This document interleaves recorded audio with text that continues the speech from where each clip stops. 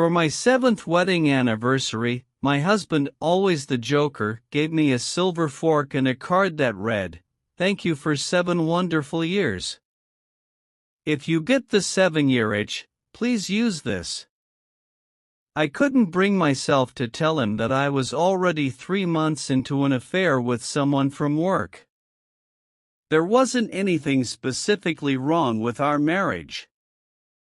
If anything, I was unsatisfied with myself.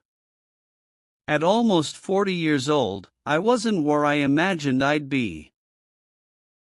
I wasn't working in a job I enjoyed, I wasn't making enough money, and I was about 15 pounds overweight.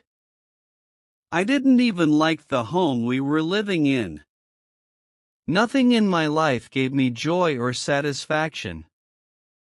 I was regretting our choice not to have children, while at the same time experiencing zero desire to become a parent. I now realize that I was probably depressed or having a midlife crisis, but I never went to therapy or got any help. Instead, I found Robert, and a few times a week I would pretend to be someone else. Robert and I would go out to dinner after work, traveling 30 minutes away from the city where I lived into a neighboring suburb to have dinner near Robert's apartment. We would rotate among 4 different restaurants in town. After dinner, we would go to his place. We were taking a bit of a risk. It was possible that someone who knew my husband or me could be eating at the same place at the same time, but it was a small risk. I think that small risk made the whole endeavor even more exciting. My husband is a restaurant manager who works late hours. I would always make it home before him, and I would always lie about how long I'd been waiting. I covered my tracks well, but it was a lot of work. I'd have to shower off the scent of another man and then dry out the bathroom or lie about going to the gym. I had to make it look like I made dinner for myself or fib about grabbing a bite on the way home. It took up a lot of bandwidth. I can't imagine how much harder it would have been if we'd find your friends on our phones back then. Eventually, I became exhausted from the effort and I broke things off with Robert. It was just too stressful and too much work, and I wasn't willing to leave my husband. Honestly, even if I had wanted to get a divorce, Robert never wanted anything more from me than what he was already getting. He was a single guy. I was a sure thing. Dinner was guaranteed to lead to sex, and I was definitely not going to be pushing for a commitment. Even though I was pudgy and depressed, to Robert the first was a catch. After the breakup, the peace that had been restored to my home life was replaced with the stressful awkwardness of having to see Robert at work every day.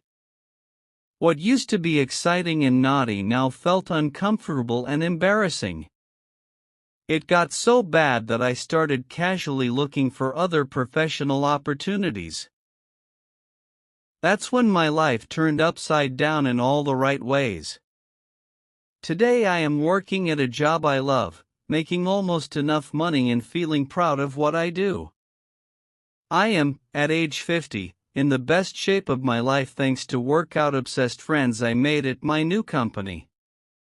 My husband and I sold our home and purchased a great little apartment with a fabulous view that I enjoy every morning. I am happy. And I think that's part of the reason why, after 17 years of marriage, I have fallen back in love with my husband. I am proud of who I am at 50, but I carry a lot of shame about who I was and the choices I made when I was 40. I've spent the past few years not allowing myself to fully enjoy all the wonderful parts of my life. Every time something good happens or I have a nice day, a little voice reminds me that I'm not really deserving because of what I did and the lie I'm still telling. I wondered for a while if it would be unfair of me to burden my husband with this information just to clear my own conscience, but when I would put myself in his shoes, I always decided that I would want to know the truth. I would want the person I love to be honest with me. So for our 17th anniversary, I decided to tell my husband the truth. I held his hand and looked at the floor while I confessed to my affair from a decade ago. I told him I was ashamed and filled with regret, but that I loved him too much to continue hiding the truth. I said I would understand if he wanted to take time off to think about this bombshell, but I begged him not to leave me. He hugged me. As he held me close, I braced for his reaction. That's when he whispered the words I know in my ear. The restaurant industry is a small world. Managers know each other. My husband knew about all those dinners in that suburban town, and he was able to put the pieces together. He knew about my affair and never confronted me about it. He just stayed and waited for this day when I would ask for forgiveness and he would grant it. And that was the real reason why, for my 7th wedding anniversary, my amazing husband gave me a silver fork. He was giving me an opportunity to come clean and a hint about what he knew. It took me 10 years to catch on, but I finally understand. I am one very lucky woman. For a long time after he said I know, neither of us spoke. We just stood there in the kitchen, holding each other, the anniversary cake untouched on the counter, the city lights flickering through the window like nothing in the world had changed. But everything had. I kept apologizing.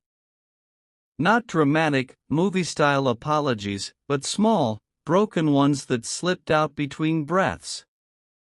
I'm sorry. I hate that I hurt you. I wish I could take it back. He didn't tell me to stop. He didn't tell me it was fine. He just listened. And that, somehow, was harder than if he had yelled. Later that night, he finally talked. He told me what it had been like to carry that knowledge alone.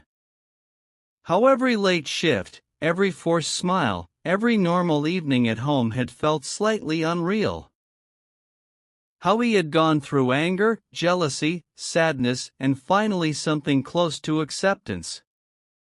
He said there were nights he almost confronted me, nights he almost packed a bag. But he was afraid that if he spoke, whatever we still had would shatter completely. So he chose silence. Not because he didn't care, but because he cared too much. I stayed, he said, because I could still see the woman I married. Even when you were lost. The months that followed were not magically easy.